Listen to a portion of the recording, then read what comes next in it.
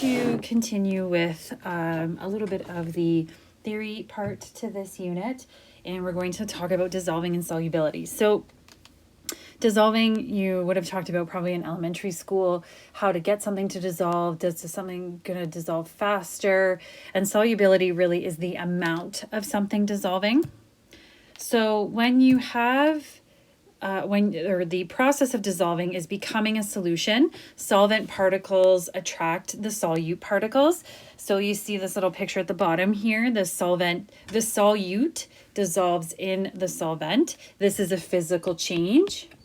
It is not chemical. You could evaporate the solvent and get your solute back.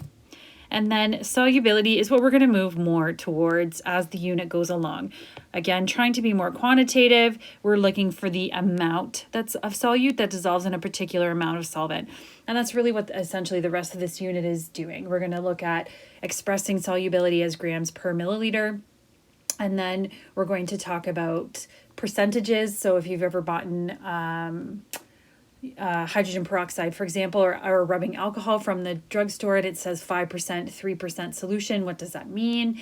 We're going to talk about parts per million and parts per billion. So those are usually quantities saved for when you're talking about something that you want to have in a really small amount and something that's really big, like how many parts per million of carbon dioxide is there in our entire atmosphere, that kind of thing.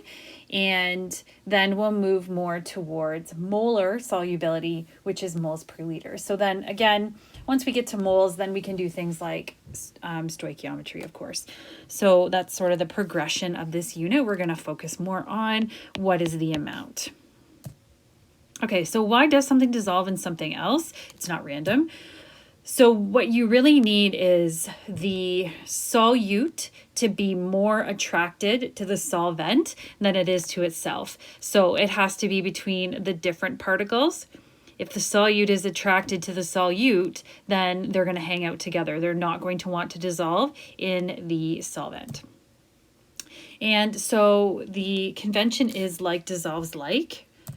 So when we're talking about, like, we're going to talk about, we'll talk about this again, but for example, nonpolar solutes dissolve in nonpolar solvents, and polar solutes dissolve in polar solvents. So substances, not everything dissolves in water. I know that we think of that usually it does, but it doesn't always. Okay, so you should have a blank square there. So if you want to pause the video and draw on this picture, what we're going to do a before and an after dissolving. So pick a color, pick a shape, it doesn't matter. I've chosen pink circles. So the solute particles initially are attracted to each other. They're in their own container, let's say.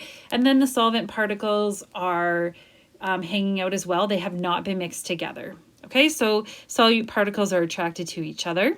And then if they are going to dissolve, then the solute particles now need to be attracted to the solvent. So after dissolving or after mixing together, if you prefer that, if that makes more sense to you, it's fine. So when the force here, the force number 2, I've randomly called it, is greater than force number 1, the solute is more attracted to the solvent than it is to itself. The solute will dissolve in the solvent. So if it's not attracted to the water, then it's not going to dissolve in the water.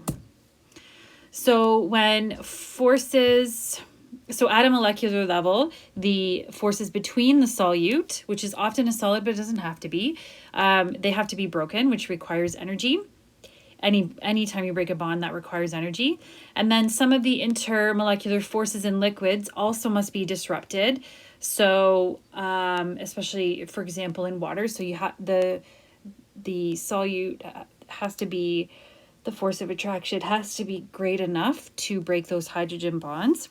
And then when the solute dissolves in the solvent or they become attracted, it's going to give off energy. So again, like dissolves like. So there are some of course, some exceptions. There always are. So polar solutes, I keep saying that wrong, sorry, dissolve in polar solvents, non-polar solutes in non-polar solvents, but something like sodium chloride, ionic compounds, many of them, not all of them, right? We did that the solubility guidelines, but not all of them will dissolve in water. So if a substance is soluble, so if you want to add that in there, a soluble ionic compound, then again, the particles or the ions have to be separated.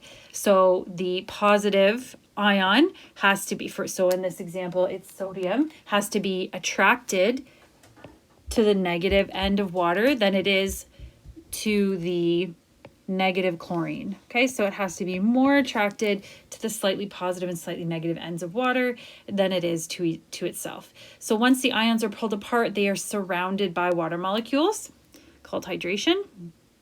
So really for an ionic compound to dissolve in water, then it has to, its particles, its cation and its anion, have to be small enough to fit in between the water molecules. So generally speaking, those substances that we would have said were insoluble, it's because they have really large ions, and so it's difficult for them to dissolve in water. So in fact, if something is within the solubility limits, then the water volume actually shouldn't change. And then of course we call it dissociated when the ions are surrounded by water, making an aqueous solution. Oh, let's draw a little picture of that. And actually the water note had this picture of water, but now we're going to draw the anions in there as well. So draw as many as you want. So the chlorine and the chlorine and the nitrogen, the chlorine and the sodium ions are small enough to fit in the water molecules. And then in grade 12, we're actually going to call this an ion dipole force. But that's grade 12. Okay. All right. So especially those of you that are into biology, you would have talked about some molecules, like this one here, for example, is glucose. So glucose is a sugar, and as you know, sugar dissolves in water. If the water's usually hot enough, you do like say you're going to make tea, right? Then that's hot. So each point here is a carbon if you want to add that in, okay? So there are carbon-carbon bonds, many carbon-hydrogen bonds, which would be considered nonpolar if you did the change in electronegativity. But then they also have these COH bonds, which are considered to be polar. So what that means is it's got these polar spots as well as nonpolar spots. So then it actually can do a little bit of both. So some covalent compounds have polar parts and nonpolar parts, especially compounds that are found inside our body. So if you're into biology, you might have talked about the cell membrane. So the cell membrane, like cells form because they have what we call, in biology, they call them hydrophilic and hydrophobic. So hydrophilic is water loving and hydrophobic is water fearing. So parts of the cell love water, so they will orient themselves to be close to the water in our bodies. And then the other part is water fearing, hydrophobic, and it will be close to the cytoplasm. So then what forms is a micelle, or like an oil droplet, and we often draw it like this if you're into biology. So the hydrophilic heads of the cell membrane are the circles, and then inside here is where the cell would be. We usually consider, we draw cells as a complete circle, but it's really actually this functional membrane that can move around. Okay, so there are plenty of covalent compounds that will, of course, as always, right? We first talk about them as sharing. We say don't crisscross. Sharing can be equal, unequal. There's all kinds of things that can happen. So if, let's say this was a quiz, like we were going to have a real quiz or test, then I wouldn't ask you to discuss what kind of solvent glucose would dissolve in, because really you could give either answer and you would be correct. Okay. All right. So just to review this. And if we were really in class, then I would do this demo. So maybe I can find a video, but if a substance is polar, what does that mean about the electrons being shared? So you do have to reach your brain back to unit 1. It's unequal sharing, so then nonpolar is equal. Sorry, that is terrible handwriting. So like dissolves like.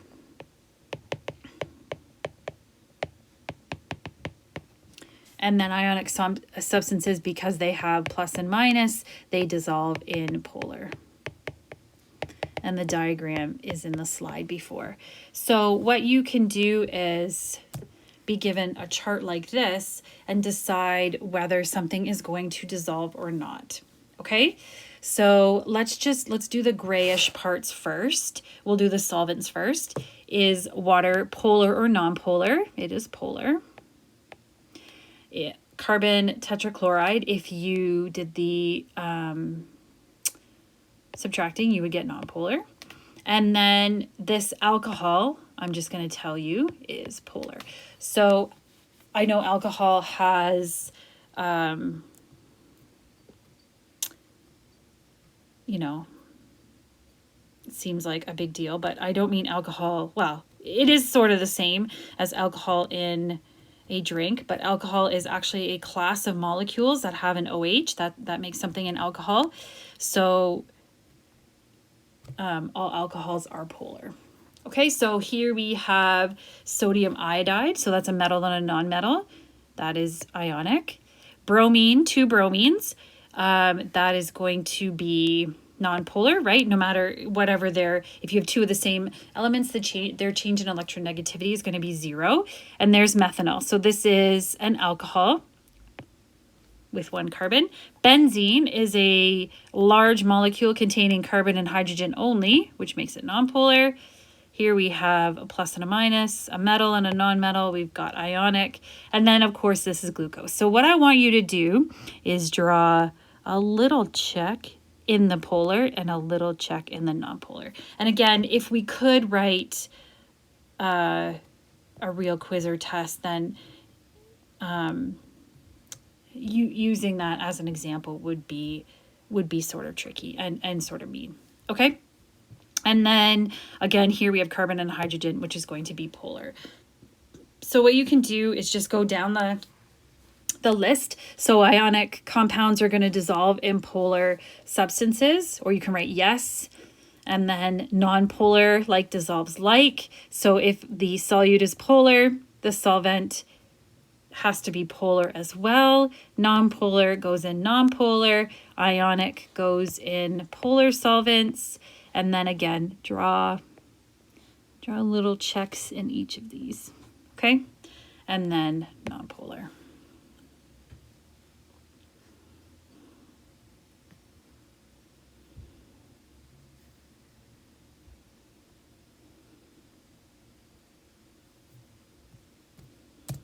Okay, so let's just talk about for a minute changing how fast something dissolves, which is really very, again, this is, people, you might even think of this as common sense. So you probably have thought about this before, use these principles without even thinking about it. So don't overthink it here, okay? Actually, what we're going to do... So I just want to show you, most of the time people are good with dissolving in water, right? But then you don't even think about something like, you think styrofoam is an awful substance that doesn't dissolve in anything. So I'm going to show you a video of styrofoam and we're putting it in acetone. So acetone, those of you... Usually I get students to smell it. It smells like nail polish remover. So if you've ever taken anything off with acetone or even like paint thinner like varathane is very similar. The sun is pretty incredible. It makes our tea leaves better, blended with delicious fruit flavor. And sorry, I'm just going to mute it because we don't need sound. Okay, so if you put the styrofoam cup in acetone, styrofoam is very nonpolar, does not dissolve in water, which is why it's so persistent. But you can see here how fast the styrofoam dissolves in the acetone. So those of you that have ever gotten a nail polish remover on your coffee table and it's taken the paint off or something like that, then you'll know how much trouble you got in. So all that's left is, you can see the ink there, the glue that sort of was the mold to hold the styrofoam together. So unfortunately, acetone itself isn't super good for the environment. Otherwise, wouldn't it be great if we could just dissolve styrofoam this way? But we cannot do that. So when you, so if you think of acetone, acetone only has 2 carbons, and acetone is very, very, very flammable and very smelly. So for this molecule benzene here, it has 6 carbons, smells so bad that it actually, if I opened it in our classroom, it would make everybody vomit. Okay, so nonpolar solvents, generally speaking, are those that sometimes people will call them industrial solvents. Even paint thinner, like if you use that paint thinner in your garage with the door closed, that's very dangerous. So they're really not super good. Even alcohol really is really essentially dissolving your brain cells, but so it's difficult. Solvents can get pretty toxic pretty fast. Okay, so factors that affect the rate of dissolving. So now we're just going to change how fast something dissolves, which again, a lot of this should be hopefully common sense. If you make, the reason we cook it, right? Higher the temperature increases the rate of dissolving in a particle level. So you're making the particle go faster. Kinetic energy is the energy of motion. And the more kinetic energy a particle has, the more it moves around. So the greater chance it could collide with another particle. So then, you know, the cheesy analogy, if you hit something, then you are more attracted to them. So then the solute will collide with the solvent more often, which allows for more attraction. And of course, we know you need attraction to dissolve, so then it's going to dissolve faster. Agitation, so stirring, shaking, even making the particle, or actually that's the next one. So stirring or shaking, lots of people do this. Again, you're increasing the contact, and then making the particles smaller, pieces smaller. You guys probably in grade 10 did a blast-off lab where you crushed the Alka-Seltzer and it made the reaction happen faster, made the little film canister lid pop off faster. So again, you're increasing how much contact there is, making it dissolve faster. Okay, so really, again, we're going to try to move to changing the amount. So factors that affect how much of something dissolves. Okay, so again, I did talk about this. Small molecules are usually more soluble than larger ones because they can fit in between the solvent particles more easily. And temperature. So solids have a greater solubility as temperature increases, because it's easier to, now you've got more energy to break the intermolecular attractions. So usually we're talking about increasing the temperature of the solvent, but it kind of goes hand in hand. Usually when you increase the temperature of water and then put something in it, then the thermal energy will be transferred. But liquids, because we have the liquids are already sort of in the correct phase or correct state of matter, it doesn't really matter changing the effect on, it doesn't affect the solubility very much. So they don't require as much energy to break. So it's not going to be a big deal. Whereas gases are actually less soluble as temperature increases, which seems sort of weird. But if you think about solubility, you're dissolving something in something else. So once gas particles start to move faster, then they move faster and they don't want to dissolve. So sometimes people say they come out of solution. So gas particles move more quickly and they leave the solution. So when you leave a